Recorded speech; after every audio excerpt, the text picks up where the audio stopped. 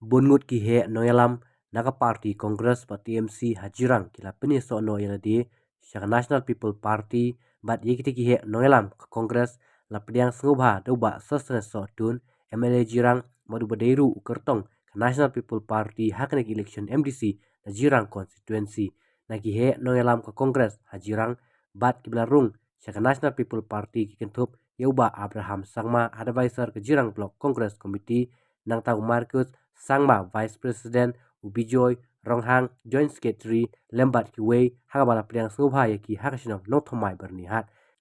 katbai ki nongelam hakmat jong TMC jirang block lembat ki katu katne ki nongelam ka Congress na ki unit na ki snat trikam bapher la pediang burom hakalai mer tamul kushi na ki he nongelam ka TMC ki wala peniso Shaka National People Party kintup yau Jamilson Sangma Presiden ke TMC jirang block Rikstar Sangma nalor kata kila dan pat sekinong ilam pat nong kersian ke parti Kongres na kisnat trikam bapher kila rungno yala desya parti National People Party hakabala pediang sengubhai ki duba sosne sotun harangkat kejingdon ki weipat ki nong ilam ke National People Party jirang block.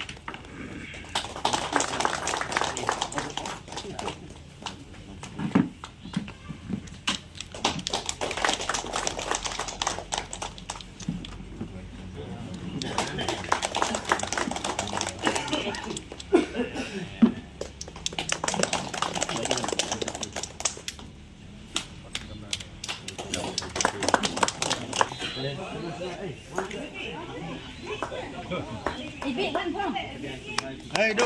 Hey. Thank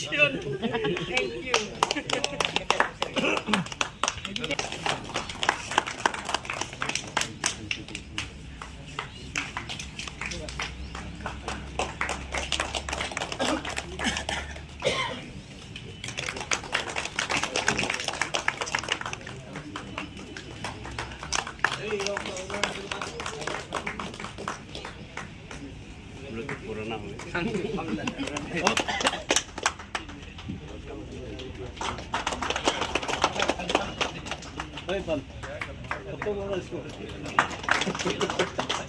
Hey, Babi Joy. Hey, atas dulu. Welcome to NPP. Okay na? Janmir na kalian juga kumu MLA jongka National People's Party.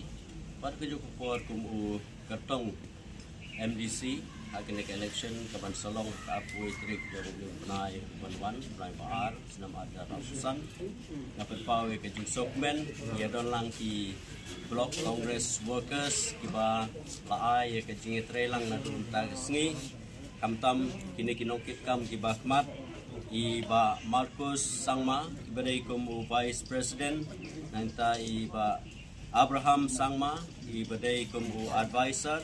Joint Secretary ba Bijoy Ronghang nangta iba Shondro i longpi iba day natin na pengker nangta iba Wela Sangma nangta ba Maxwell ki Marak nangta ba Darwin Sangma nangta iba Martius Momin iba Nilesh Sangma